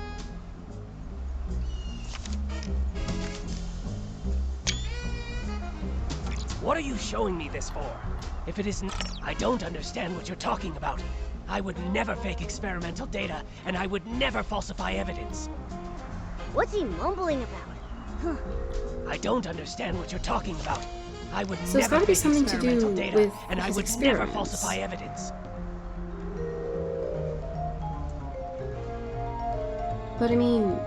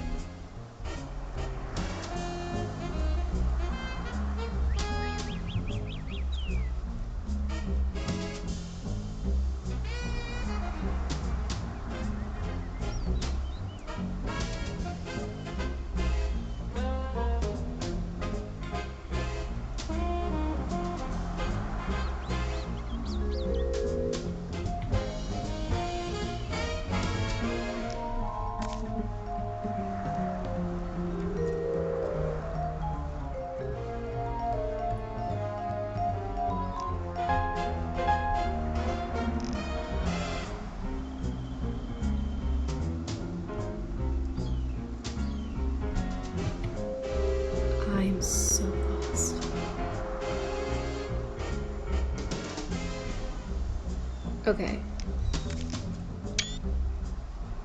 What are you showing me this for? If it is nothing, What's he mumbling? I don't understand what you're talking about. I would never fake experimental data, and I would never falsify evidence. I may What have are to you just do showing this me because for? I'm really not If it sure is nothing what I don't works with understand what you're talking about. I would never fake experimental data, and What are you showing me this for? If it is not, I don't understand what you're talking about. I would never fake experimental data, and I would never fall. What are you showing me this for? If it is not.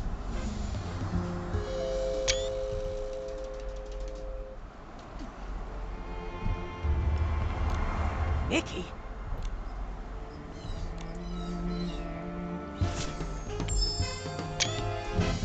Gordon, I have a question. Why did you give false testimony? I don't understand what you're talking about. I would never fake experimental data, and I would. What are you showing me this for? If it is nothing, I don't understand what you're talking about. If nothing works, I examined the fabric seriously, just as Jenny asked me to. They were full of whim, very interesting. Great subjects for experimenting.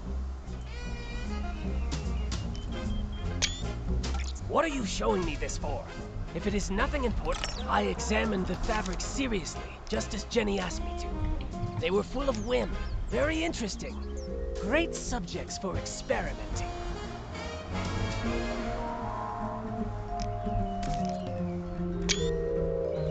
What are you showing me this for? If it is nothing, I examined the fabric seriously, just as Jenny asked me to. What are you showing me this for? If it is nothing I examined the fabric seriously, just as Jenny asked me to. What are you showing me this for? If it is nothing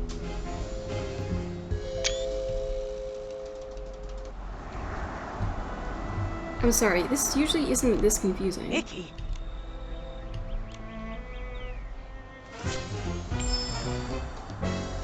Gordon, why did you give false testimony? I don't understand what you're talking about. I would never fake experimental data, and I examined the fabric seriously, just as Jenny asked me to. They were full of whim, very interesting. Great subjects for experimenting. What are you showing me this for? If it is nothing important, leave and stop. I examined the fabric seriously, just as Jenny asked me to. What are you showing me this for? If it is nothing I examined the fabric. After I applied the Dawn's First Light detergent, I saw a PC arranging the venue at the Barrel Home. You say it was Leora, so then it was her.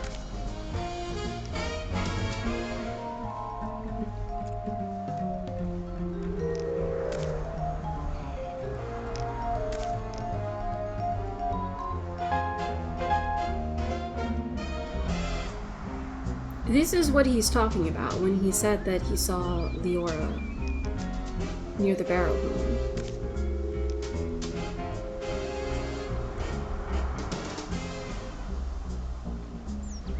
And then Leon says that he saw her there too.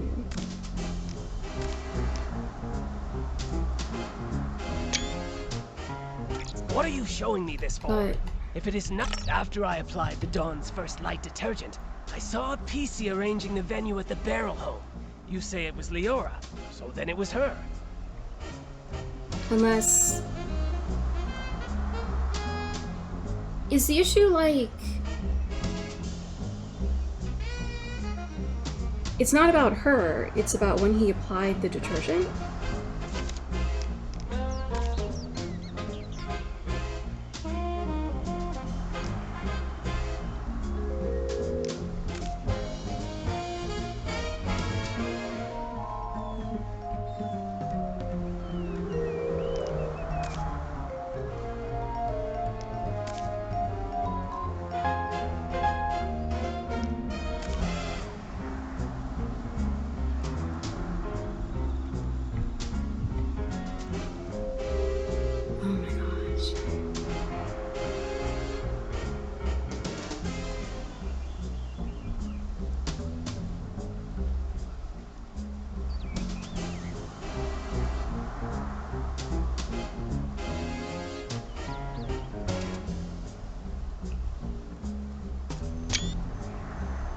What are you showing me this for?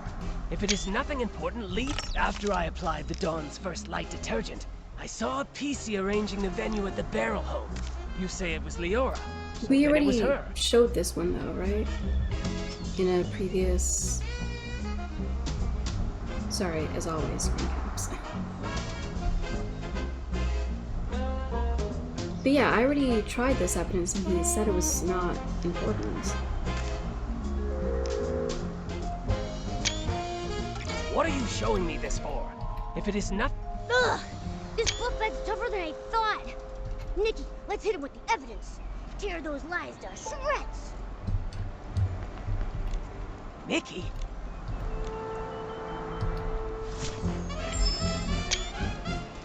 Gordon, I have a... Why did you give false testimony?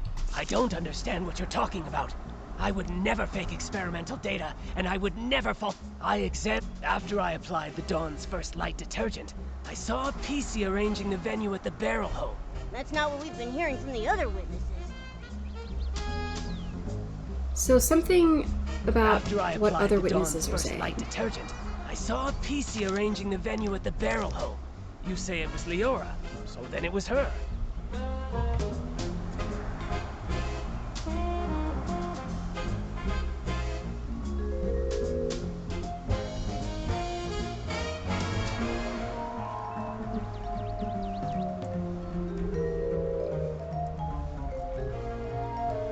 Okay. What are you showing me this for? If it is nothing... After I applied the Dawn's first light detergent, I saw a PC arranging the venue at the barrel home. You say it was Leora, so then it was I'm her. pretty sure I already used this.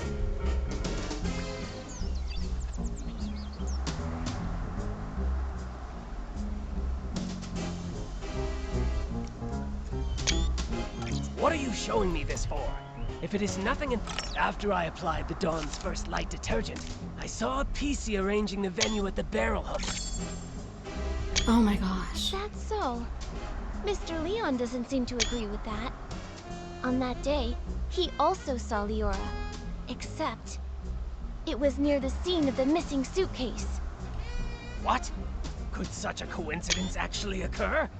This is a disgrace to my experiments. How? Before Mr. Leon started hallucinating, he recalled seeing Leora appear there, which is pretty far away from the barrel home that you mentioned earlier. I don't think Leora can split herself in two. She couldn't have been in both places at once. So, who did you actually see? Or maybe you never saw Leora that day at all. Maybe you just wanted to give her a fake alibi. Why should you believe Leon? He may look crazy, but he's not truly crazy. He just rambles on about meaningless art. No matter what he says, I didn't lie for her. I don't buy data with insignificant trends, and I don't lie for a PC I don't even know. This one I understand. This should be more than enough to prove that you and Leora do know each other. Who knows how long you've secretly been in contact? Impossible. The data is flawed. It can't be like this. It can't be. Why is he boxing? Stop denying it.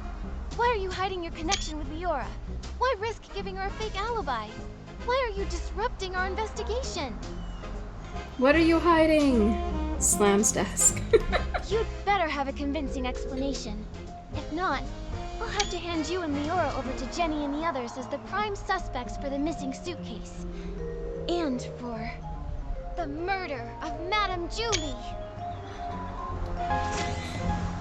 Oh, okay. It was like, what, 3-4 attempts? I'm so sorry.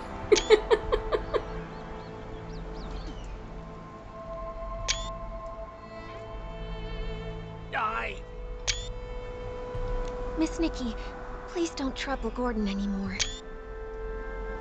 What? Leora. You've been here the whole time? Tell us, what do you have up your sleeve? I apologize for being deceitful earlier. Please allow me to reintroduce myself to you. I am Cersei, one of Juliet's friends. Oh. What? Juliet's close friend back home? The one who died in that accident? That's Cersei? Yes, that's who I once was.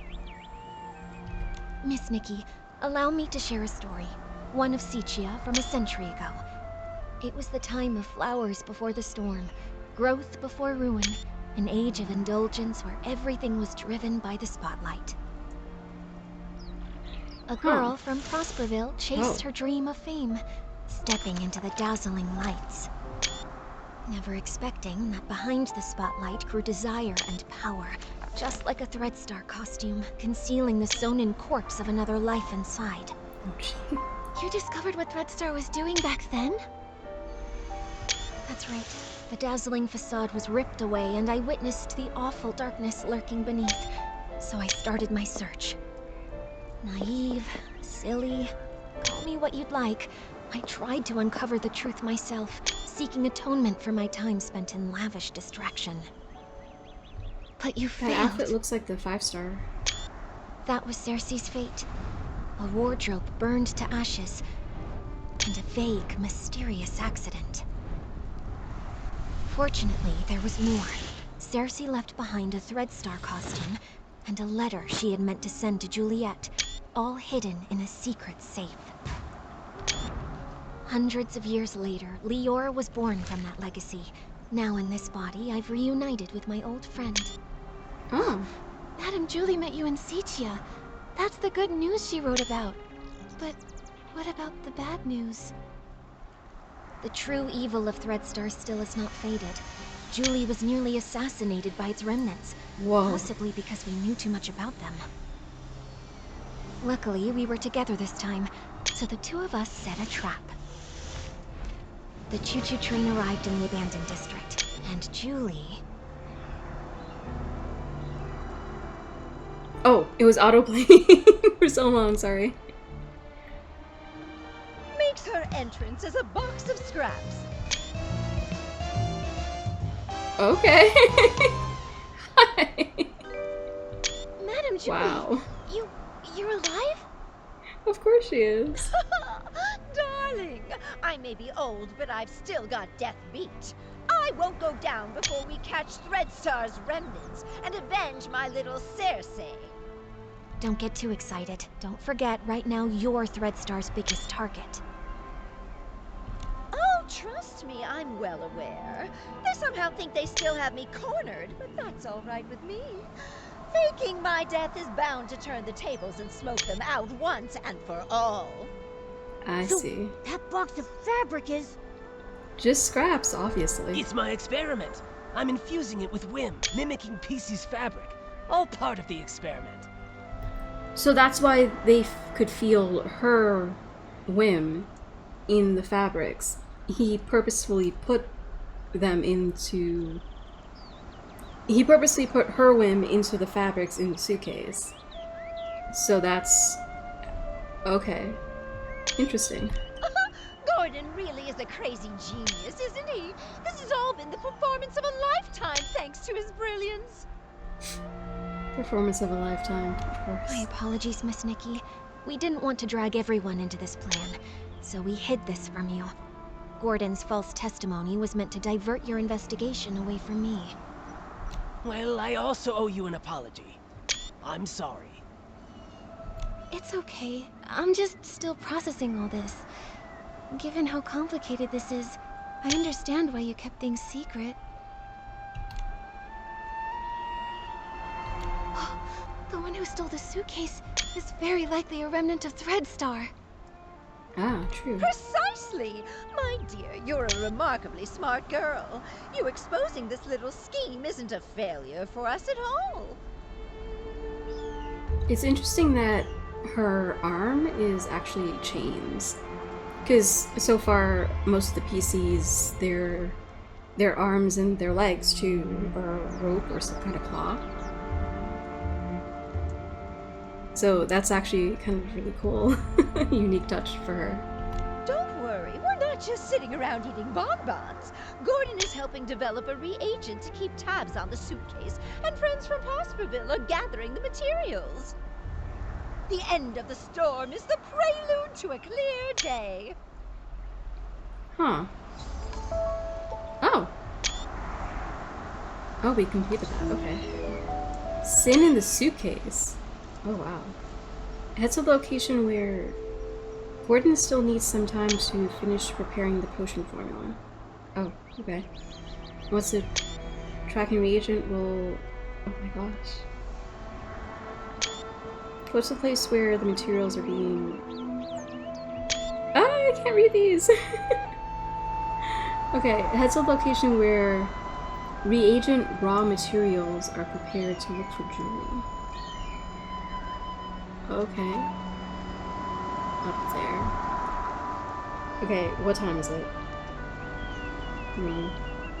Okay, we have about an hour left to stream. I'm not sure...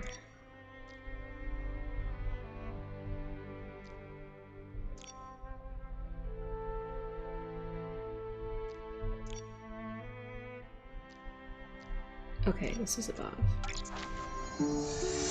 So I should be able to drop down onto there.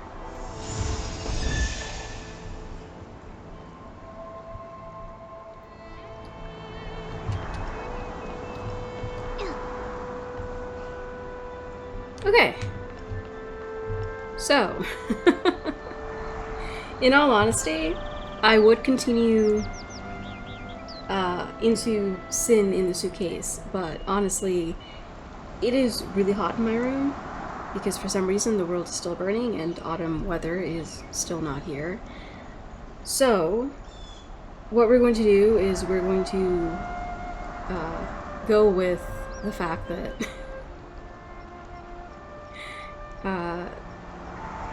apparently the chapter, I suppose, of this particular storyline has wrapped up, and we're going to end stream here.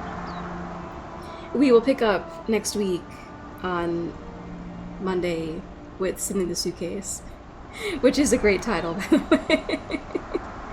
way. Evil approves. But anyway, thank you all so much for watching. Thank you for joining. I hope you had a good time. I hope you had fun. We should be doing Trapmaker 2. We're going to end it on Wednesday. So if you like murder mysteries and you want to hang out some more, feel free to join me then.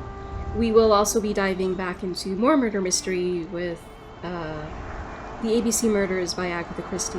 The full game, not the demo. The demo's already done. But we will be going into part 2, essentially. Going back into the B murders. Whoa. Okay. I think Momo just hit me. But yeah, we'll go solve some more cases with Poirot on Friday. So lots of murder mystery solving this month, which is super exciting for October. I still don't know how this worked out, but I'm really glad that it did. So, again, if you like murder mystery stuff, please feel free to join me Monday, Friday, Wednesday, those days. Not in that order. I'm sorry, it's really hot. So I'm going to go cool down. I'm going to let my computer cool down because one of the reasons why my room gets so hot is because this game produces a lot of heat. I'm kind of really excited for winter to come around because I think it'll be really, really cool if this game, playing it, will actually heat my room during the winter so I don't have to turn my heater on. Wouldn't that be great? I mean, it's obnoxiously hot when I'm trying to play a game in the summer, or apparently even in the autumn, because for some strange reason it's just really, really hot. Summer is just bleeding into everything now, apparently. Again, the world is burning and evil does not approve. But regardless. So yeah, I'm really excited to experiment with exactly how warm my room will get in the dead of winter. I'm actually contemplating maybe doing night streams, maybe 1 or 2, when it's actually really cold, just to test it out. I'm not entirely sure how that would work, of course, but I don't know. Something to think about in the future, I suppose. Or something to just look forward to. There we go. That's what I was looking for. Also something to look forward to. I have decided... I mean, I think I was already planning to do this anyway, and I may have actually already officially announced it, but we're going to officially announce it again. Because A Date with Death was so much fun last year. Last year bleeding into this year, because it was like December and January that I was playing it.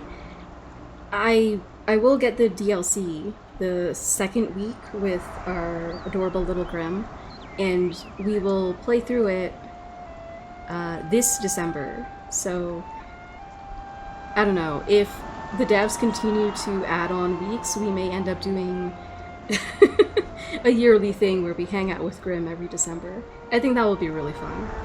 But, I don't know, it really depends on how exactly that works out. But, regardless, it is hot. I need to cool off. We have, surprisingly enough, finished one chapter fairly quickly, despite me being incredibly stupid during the interrogation scenes, which again, I apologize for. I could not for the life of me figure out what that first hurdle was supposed to be. But at least I figured out everything else. Anyway, thank you all so much for watching. Thank you for joining. I hope you had a good time. I hope you had fun. And hopefully I will see you in the next stream. But until then, all my love.